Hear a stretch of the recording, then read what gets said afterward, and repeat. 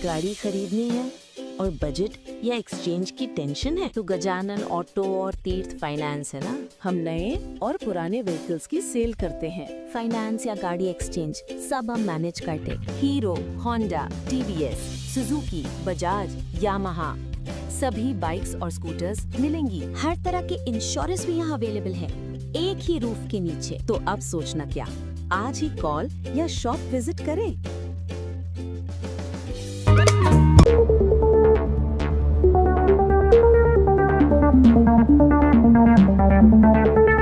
વલસાડ પાલિકાની સભામાં હોબાળો।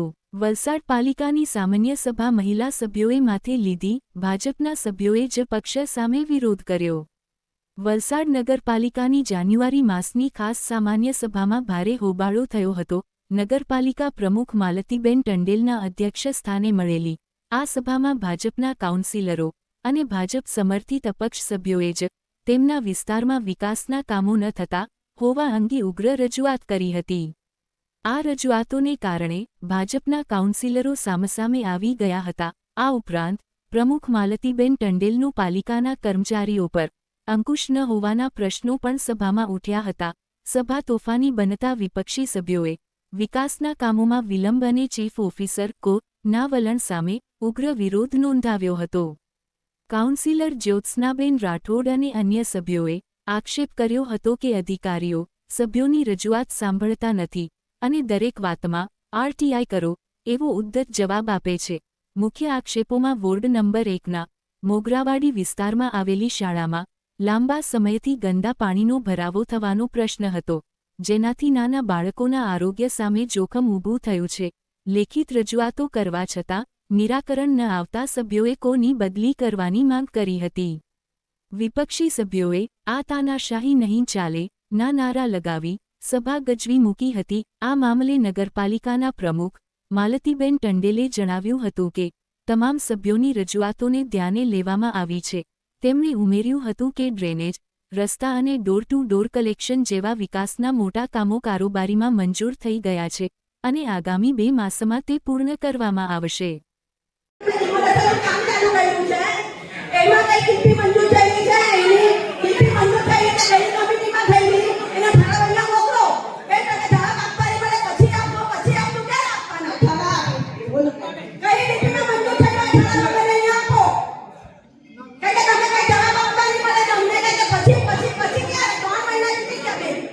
રોકલાબેન એને જે ટિકિટમાં તોડવામાં આવે છે ને પ્રમુખશ્રી હંસિયાબેન આરટીઆઈ નો જવાબ કોઈને મળતો નથી।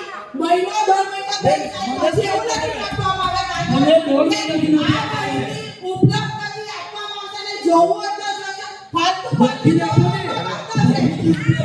એટલે તમે જે કહો છો આરટીઆઈ નો જવાબ છે, આરટીઆઈ નો જવાબ અહીંયા કોઈને મળ્યો નથી, બરાબર? આ સ્વીકારો કે આરટીઆઈ નો જવાબ પહેલા તો ખાલી અરજીમાં જવાબ હતા, હવે લોકો આરટીઆઈ કરે તો આરટીઆઈ ના તો જવાબ નથી મળતા। મહિનો 2 મહિના થઈ જાય ફાલતુ લઈ નથી આપવામાં આવે। અમે અરજી કરેલી બધા ડિપાર્ટમેન્ટની માંગેલી કે કઈ અરજીઓ થઈ છે, પાછું અમને ફરી રિપીટ લખીને આપવામાં આવ્યું કે બળગામ ડિપાર્ટમેન્ટમાં માંગો। એટલે અમારે 2 મહિના ખાલી અરજી આગળ ડિપાર્ટમેન્ટમાં ફેરવવાની છે। પ્રમુખશ્રી આ જવાબદારી તમારી છે। યુનિવર્સિટીની વાત સાચી છે, આરટીઆઈ નો જવાબ નથી મળતો।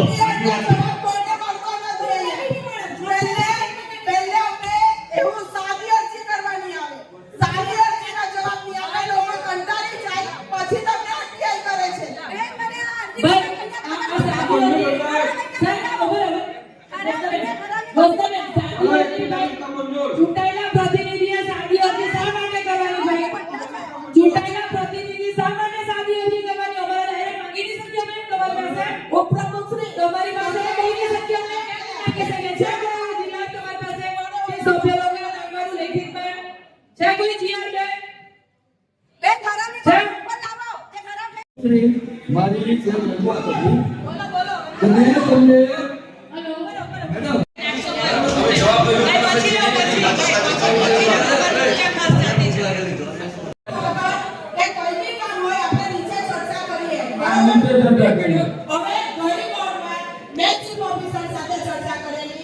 વલસાડમાં જે ટ્રાફિકની જે ગલી ગલીમાં રોડ પર લારીઓ છે એ ક્યાં તો મને જવાબ મળેલો બેન 2 થી 3 દિવસમાં આ કામગીરી ચાલુ કરી. અત્યારે આપણા કર્મચારીઓ SIR માં બિઝી છે, બરોબર?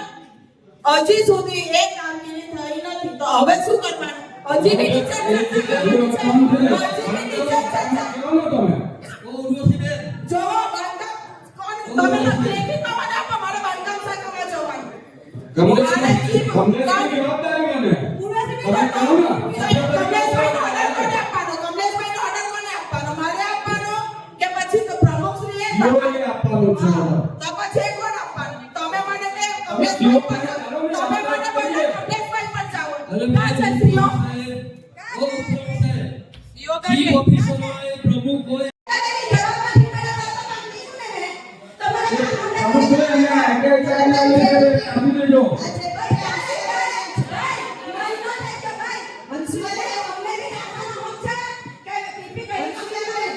માગવાનો હક છે, તમને આપવા માટે ના થોડી કહેવાય.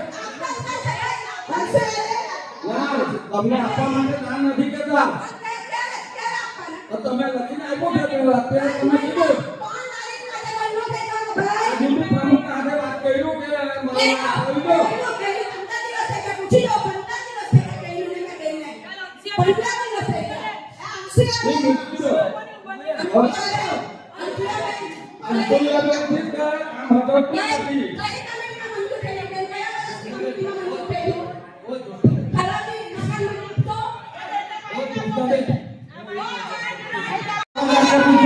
ના પાડવામાં આવે છે કે અત્યારે કામ કરવા જેવું નથી. નહીં પણ ક્યારે મને જવાબદારી પાડી દે લોકો અંદર આટલા કામ હોય. મારે મારા ઘરનું કામ નથી કરાવતો, પ્રજાનું કામ કરાવતો છું. મારા ઘરનું કોઈ કામ નથી. મારા ઘરે હાલોલ રોડ પર ભુલેશ્વર મહાદેવના મંદિરની સામે જે હાર્ડવેર સ્ટોર કરીને જે ઘર વધતું હતું, આ કમર્શિયલ એક્ટિવિટી ચાલુ છે. એના માટે એક ગેરકાયદેસર છે. જો એને કાયદેસર ડિવાઇસ પરવાનગી આપો અને કાયદેસર એની પર ટેક્સ લઈને કાર્યવાહી કરવાની એ રીતની મને આ તો દોર પેલા અરજી આપે. પછી બીજી અરજી મેં તમને બીજી અરજી 26/6/2025 ના રોજ આ ટાવર પર સરકારી એપાર્ટમેન્ટની બાબતમાં આપેલું, જ્યારે એ કાયદેસર બાંધકામ ચાલતું હતું ત્યારે પછી એને તમે નગરપાલિકા પરમિશન આપી દીધી. અત્યારે બી લીલું કોપરું ઓળાવેલું છે, તે ખબર નથી કેવી રીતે ઓળાવેલું. એમાં નથી લિફ્ટ લાગેલી, નથી ફાયર લાગેલી, નથી એની અંદર ફ્લોરિંગ થયેલું, તો બી એનું કમ્પ્લીશન સર્ટિફિકેટ આપી દીધું. તો મને ટેક્સ સુપ્રિન્ટેન્ડન્ટ રમણભાઈ જરા ઉભા રહો. હવે મારે તમને એ પૂછવાનું કે જ્યારે તમે આકારણી કરો આપણે કઈ વસ્તુની, તો ત્યારે બાંધકામની પરમિશન કમ્પ્લીશન સર્ટિફિકેટ જોવામાં આવે કે નહીં આવે? એ ખુલ્લો પ્લોટ છે. તમે પ્રમુખશ્રી બધા સાંભળો, તીર્થનો આટલો મોટો સમસ્તો ચાલે ને ખબર નહીં તમે દુનિયા સ્ટોરીને માથે પાટા બાંધીને જાઓ કે હું તમને ત્યાં ખુલ્લો પ્લોટ દેખાય ને ત્યાં આટલો મોટો સુપરસ્ટો ચાલે ને છે કાંઈ. ખરેખર તમે વલસાડ સિટીમાં જઈને તમે બાંધાવો કે તમને આટલો મોટો સુપરસ્ટો નહીં દેખાય ને તમે મને એમ કહો કે ખુલ્લો પ્લોટ છે. એટલે તમે એમના વકીલ છે? તમે એમના વકીલ છે? તમે એમના વકીલ છે? તમે એમની તરફદારી કરો. જવાબ એવો આવવાનો છે ભાઈ. કા છે જવાબ મને કોને આપ્યો? પ્રમુખશ્રી બહેન ભાઈ તમારો મોબાઈલ બનાવવાની જરૂર નથી. એમ ચોથા મહિનામાં એ બાબતમાં લખીને આપેલું. આજે એ વસ્તુને 3 વર્ષ થઈ ગયું. હવે રમણભાઈ સુપર ચીફ ઓફિસર જેવા છે કે જવાબ એમને આપી ગયા, પણ નગરપાલિકામાં કોઈને જવાબ નહીં આપવાનો. પ્રમુખ તમને ખબર છે જવાબ આપવાનો એની વાત થઈ તમને લખીને એમને જવાબ આપ્યો.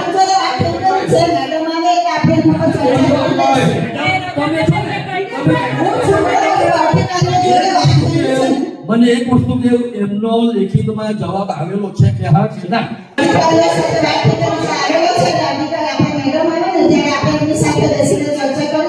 કોઈ ચર્ચા નથી કરવી. મારે ખાલી એટલું જ પૂછવું છે કે જે ફરિયાદ મેં જેમની સામે કરેલી તેમનું કેવું છે. એમણે તમને નગરપાલિકાને લેખિતમાં જવાબ આપેલો છે તો મારે તમને એ પૂછવું છે તમારા ધ્યાનમાં લેખિતમાં જવાબ આવ્યો છે કે નથી? મારી પાસે કહેવાનો મારો મતલબ એ છે કે પ્રમુખ શ્રી તો કઈ ખબર રાખે અને તે બેન આપણો કોઈ શાંતિથી મારે ચર્ચા નથી કરવી. હું તમને 1.5 વર્ષથી જેટલા બી લેટરો લખીને મોકલ્યા આજ સુધી નથી તમારે અમારી સાથે રૂબરૂ ચર્ચા કરી, નથી લેખિતમાં જવાબ આપ્યો, નથી તમે મને લેખિતમાં કોઈ જવાબ આપ્યો. બરાબર છે. અત્યારે બીજી એક વસ્તુ કેમ કે આપણે તો અત્યારે બાંધકામની પરિસ્થિતિ એવી છે, બાંધકામની પરિસ્થિતિ કે કાયદેસર એક તો પરમિશનો આપવામાં નથી આવતી. મંજૂર થાય છે એવું પડે અમુકથી બધાની સંમતિ આપવામાં આવે છે. ના તમે કોઈ એક એવું કરો સંમતિ લઈને પછી તોડવામાં આવે છે. કામનો પ્રોબ્લેમ શું થાય? તમે આ કામ જે તોડતા છે ને ડિમોલેશન કરતા છે એ રોડ બનાવવા માટે કરતા છે, સંમતિ લઈને કરતા છે. નગરપાલિકાની એન્ટ્રી કરાવવાનો તો તેના માટે ચીફ ઓફિસરનું કઈ હેલિકોપ્ટરનો નગરપાલિકા ઉતરતા છે, કઈ રોડ નથી આવતા એમને નથી ખબર, એન્જિનિયરને નથી ખબર, પ્રમુખને નથી ખબર, તમને નથી ખબર, તમે ગાડી લઈને આવતા હોય તો અમને ખબર છે.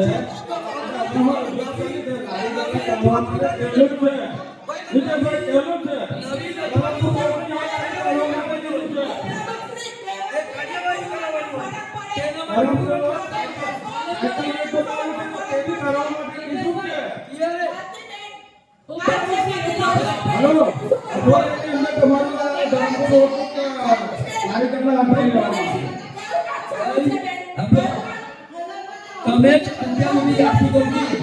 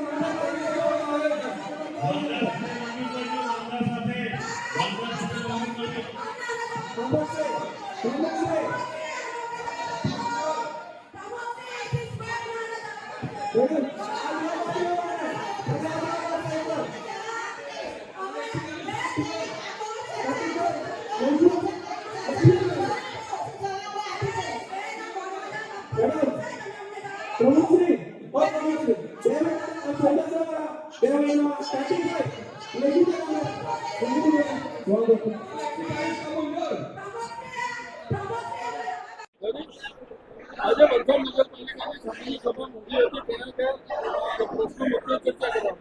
પ્રશ્નો તો બધા જે આપણે વોર્ડ વાઇઝ લીધેલા જ છે, કારોબારીમાં આપણે પાસ કરેલા જ છે અને વલસાડ નગરપાલિકાના વિકાસના માટેના જ કામો છે એટલે એ કામો બધા મંજૂર થઈ ગયા છે અને થઈ જશે કામો. અત્યારે બી વિકાસના કામો તો આપણા ચાલી રહ્યા છે.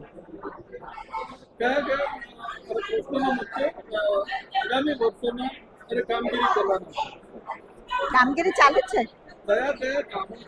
કામો આપણા ડ્રેનેજના છે, રસ્તાઓના છે, પછી આપણું સ્વચ્છ સુંદર શહેર છે, ડોર ટુ ડોરનું છે, એ બધા કામો વિકાસના કામોના છે જ અને એ આપણે મોટા મોટા લીધા છે. એક તો આપણો આઇકોનિક રોડનું છે, એ બધા કામો મોટા આપણે લીધા છે કે વલસાડ જે આપણને સ્વચ્છ અને સુંદર શહેર બનાવી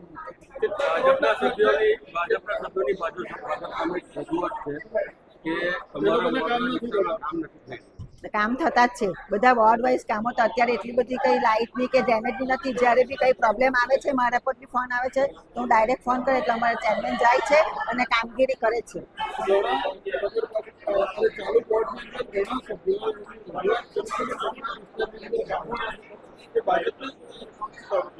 કામો થતા છે, કામો તો થાય છે, કામો થાય છે. અત્યારે એટલી બધી કઈ અરજી બી નથી આવી કે આ કામો નથી થતા. આપણા જે રૂટીનના જે કામો થતા છે એ તો થાય જ છે. હવે મેઇન જે અમુક આપણે મોટા પ્રોજેક્ટના કામો લીધા છે એ હવે એની કાર્યવાહી બધી ચાલુ છે અને પ્રોસેસ પણ બધી ચાલુ છે.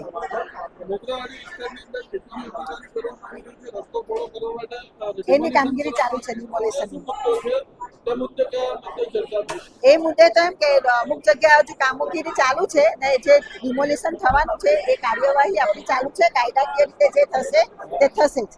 તે રીતે જ આપણે જે રસ્તાનું જે મીટરનો 12 મીટરનો કે 18 મીટરનો જે રોલ લીધો છે એ પ્રમાણે ડિમોલેશન ચાલુ કરેલું જ છે અને અડધું ચાલુ થઈ રહ્યું છે.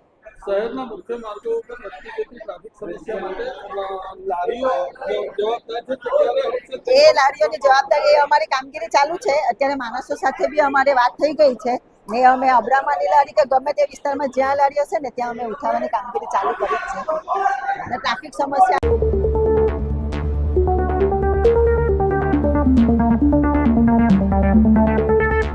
गाड़ी खरीदनी है और बजट या एक्सचेंज की टेंशन है तो गजानन ऑटो और तीर्थ फाइनेंस है ना. हम नए और पुराने व्हीकल्स की सेल करते हैं. फाइनेंस या गाड़ी एक्सचेंज सब हम मैनेज करते. Hero, Honda, TVS, Suzuki, Bajaj, Yamaha सभी बाइक्स और स्कूटर्स मिलेंगी. हर तरह के इंश्योरेंस भी यहाँ अवेलेबल है, एक ही रूफ के नीचे. तो अब सोचना क्या, आज ही कॉल या शॉप विजिट करें.